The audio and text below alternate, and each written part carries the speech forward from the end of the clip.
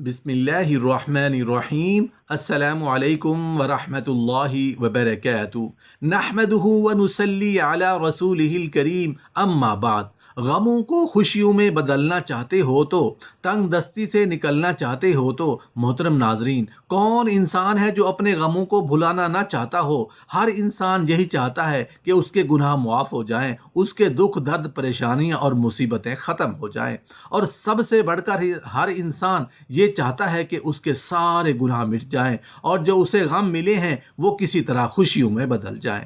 رسول اللہ صلی اللہ علیہ وآلہ وسلم نے فرمایا، جو انسان استغفار کو لازم پکڑتا ہے، دوسری روایت میں ہے کہ جو کثرت سے استغفار کرتا ہے، اس کی بخشش تو قیامت کے دن ہوگی ہی، اور اللہ پاک انعامات سے نوازیں گے، لیکن دنیا میں بھی اللہ رب العزت اس کے غم کو خوشی میں تبدیل فرما دیں گے، اور اس کی تنگی کو اس کی آسانی بنا دیتے ہیں، اور اللہ رب العزت دنیا میں وہاں سے اس کو رزق عطا کرتے ہیں جہاں سے اس کا گمان بھی نہیں ہوتا۔ حضرت حسن بصری رحمۃ اللہ علیہ کا قول ہے کہ اپنوں گھروں میں، دسترخوانوں پر، راستوں میں، بازاروں میں، اپنی مجلسوں میں کثرت سے استغفار کیا کرو، کیونکہ تم نہیں جانتے کہ کب معافی ملتی ہے۔ حضرت قتادہ رحمۃ اللہ علیہ نے فرمایا، یہ قرآن تمہیں بیماری اور اس کے علاج سے آگاہ کرتا ہے۔ تمہاری بیماری تو گناہ ہے اور ان کا علاج استغفار ہے۔ گندے بدن والے گناہوں میں لت پت جب علماء کے پاس آ کر کہتے ہیں کہ کوئی تسبیح بتائیے، کوئی وظیفہ بتائیے، ان کو بتایا جاتا ہے، جانتے ہو گناہ گار لوگوں کو گناہوں سے پاک اور صاف ہونے کے لیے کیا بتایا جاتا ہے؟ گناہوں سے آلود جسموں کو نیٹ اینڈ کلین کرنے کے لیے علماء کیا تجویز کرتے ہیں؟ وہ کہتے ہیں سبحان اللہ، الحمدللہ، اللہ اکبر اور استغفر اللہ پڑھا کرو۔ یہ تسبیحات گناہوں میں لتڑے ہوئے جسموں کو گناہوں سے پاک صاف کر دیتے ہیں۔ اللہ رب العزت قرآن مجید میں فرماتے ہیں، نوح علیہ السلام کی حکایت کرتے ہیں، تم استغفار کر لو، اللہ رب العزت تمہارے گناہوں کو معاف فرما دے گا۔ یہ پانی انسانی زندگی کا راز ہے۔ اللہ جل شانہ تم پر موسلا دھار بارشیں برسائے گے۔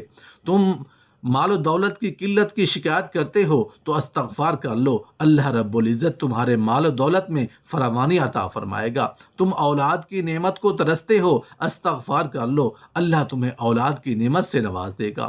تم پھلوں سے ترستے ہو، استغفار کر لو، اللہ تمہیں باغات کا مالک بنا دے گا۔ تم پانی کی بوند بوند کو ترستے ہو، اللہ رب العزت تمہارے لیے نہریں جاری کر دیں گے، نہروں کا بندوبست فرما دیں گے۔ تمہیں کیا ہو گیا ہے؟ تم پھر بھی اللہ رب العزت کے وقار کو نہیں سمجھتے۔ اور دوسری جگہ اللہ رب العزت فرماتے ہیں، استغفار تم کر لو، جب تک زندہ رہو گے اللہ تمہیں سکون اور وقار کی زندگی نصیب فرمائے گا۔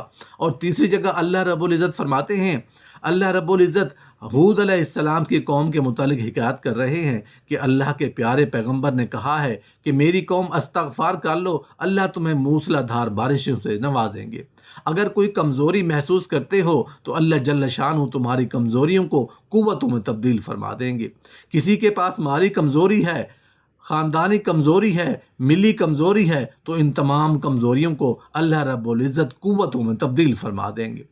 روایت ہے وہیب بن الورد رحمۃ اللہ علیہ سے، فرمایا اللہ تعالیٰ نے کہ جب کسی بندہ پر میں رحم کرنا چاہتا ہوں تو اس نے جس قدر گناہ کیے ہوتے ہیں اس کے بدلے میں اس کو بیمار کرتا ہوں، اس کے گھر پر مصیبت نازل کرتا ہوں، اس کی روزی تنگ کرتا ہوں تاکہ اس کے گناہوں کا کفارہ ہو جائے۔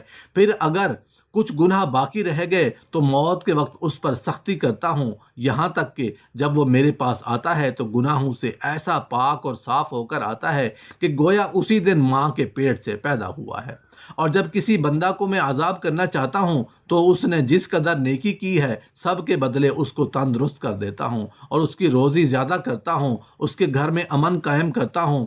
پھر اگر کچھ نیکی باقی رہ گئی ہے تو موت کو اس پر آسان کرتا ہوں، یہاں تک کہ جب وہ میرے پاس آتا ہے تو اس کے پاس کوئی نیکی نہیں رہتی جس سے وہ دوزخ سے اپنے کو بچا سکے۔ حدیث نبوی صلی اللہ علیہ وآلہ وسلم ہے کہ انسان پر مصیبتیں اور بیماریاں کیوں آتی ہیں؟ حضرت سیدنا ابو سعید خدری رضی اللہ عنہ بیان کرتے ہیں کہ رسول اللہ صلی اللہ علیہ وآلہ وسلم نے ارشاد فرمایا، حضرت موسیٰ علیہ السلام نے کہا، اے میرے رب، تو اپنے مومن بندے کو دنیا میں غربت زدہ اور تنگ حال بنا دیتا ہے۔ اتنے میں حضرت موسیٰ علیہ السلام کے لیے جنت کا دروازہ کھول دیا گیا اور وہ اس کی طرف دیکھنے لگے۔ پھر اللہ تعالیٰ نے کہا، اے موسیٰ، یہ جنت میں نے اسی مومن کے لیے تیار کی ہے۔ پھر حضرت موسیٰ علیہ السلام نے کہا، اے میرے رب، تیری عزت کی قسم، تیرے جلال کی قسم، اگر اس مومن کے دونوں ہاتھ اور پاؤں کٹے ہوئے ہیں اور پھر اس کو اس کے یوم ولادت سے روز قیامت تک چہرے کے بل گھسیٹے جاتا رہے اور لیکن اس کا انجام جنت ہو، تو وہ یوں سمجھے گا کہ اس نے کبھی کوئی تنگی نہیں دیکھی۔ پھر حضرت موسیٰ علیہ السلام نے کہا، اے میرے رب، تو نے اپنے کافر بندے کے لیے دنیا بڑی وسعت پیدا کی ہے۔ اتنے میں حضرت موسیٰ علیہ السلام کے لیے جہنم کی طرف ایک دروازہ کھولا گیا اور ان سے کہا گیا، اے موسیٰ علیہ السلام، یہ جہنم اسی کافر کے لیے تیار کی ہے۔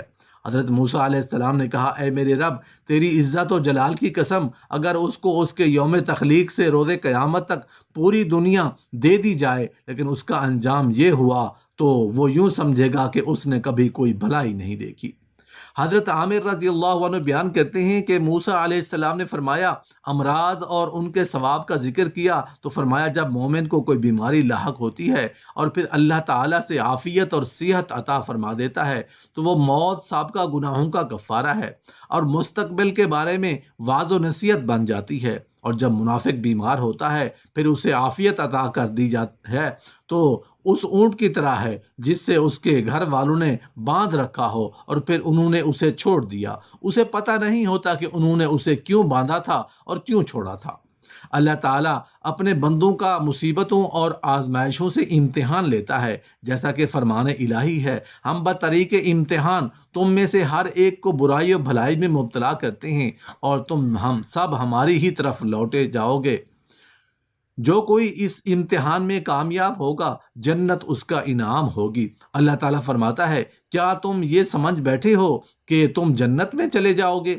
حالانکہ اب تک اللہ تعالیٰ نے یہ ظاہر نہیں کیا کہ تم میں سے جہاد کرنے والے کون ہیں، صبر کرنے والے کون ہیں۔ یہ تو مسلمان کے ایمان کا جز اور حصہ ہے، وہ یقین رکھے کہ ہر چیز جو اللہ تعالیٰ اپنے بندے کے لیے منتخب کرتا ہے، برائی یا بھلائی، خوشی یا غم، سب بندے کے فائدے کے لیے ہیں۔ اللہ تعالیٰ نے ہر انسان کے حق میں اتنی ہی مصیبتیں اور مشکلات لکھی ہیں جتنی اس کی استطاعت اور ایمانی قوت ہے۔ یہ نا انصافی ہوتی اگر ہر کسی کو ایک ہی جیسی مصیبت سے آزمایا جاتا اور ناکامیوں پر اسی طرح سے سزا دی جاتی، کیونکہ کچھ لوگ دوسروں کی نسبت زیادہ صبر کی استطاعت رکھتے ہیں۔ یہ تو اللہ تعالیٰ کا انصاف اور اپنی مخلوق پر مہربانی، شفقت اور رحم دلی ہے، جس کی بدولت وہ اپنے بندوں کو ان کی استطاعت کے مطابق آزماتا ہے اور اسی کے مطابق ان کی نافرمانی کے بدلے میں انہیں سزا بھی دیتا ہے۔ قرآن کریم میں بار بار اس بات کا تذکرہ کیا گیا ہے، چنانچہ ارشاد الہی ہے، اللہ تعالیٰ کسی جان کو اس کی طاقت سے زیادہ تکلیف نہیں دیتا، جو نیکی وہ کرے وہ اس کے لیے اور جو برائی وہ کرے اس کا وبال بھی اس پر ہے۔ اس دنیا کی مصیبتیں، اذیتیں جھیلنا آخرت کے سخت عذاب کے مقابلے میں بہت ہی کم اور غیر اہم ہے۔ مزید برآں جب انسان مر جاتا ہے تو اس دنیا کی اذیتیں ختم ہو جاتی ہیں مگر آخرت کی سزا دائمی ہے۔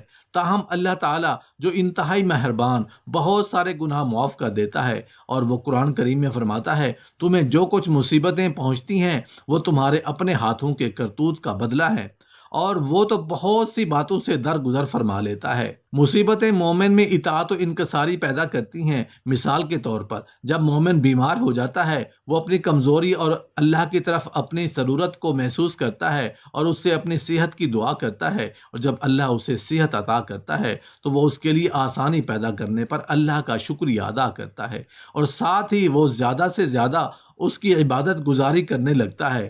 اگر وہ ہمیشہ کے لیے صحت مند رہتا تو ہو سکتا تھا کہ وہ مغرور ہو جاتا، اسی طرح اگر وہ ہمیشہ بیمار رہتا تو ہو سکتا تھا کہ اسے اللہ تعالیٰ کی عبادت کرنے کا موقع ہی نہ ملتا اور نہ ہی وہ اس کا شکر گزار بنتا۔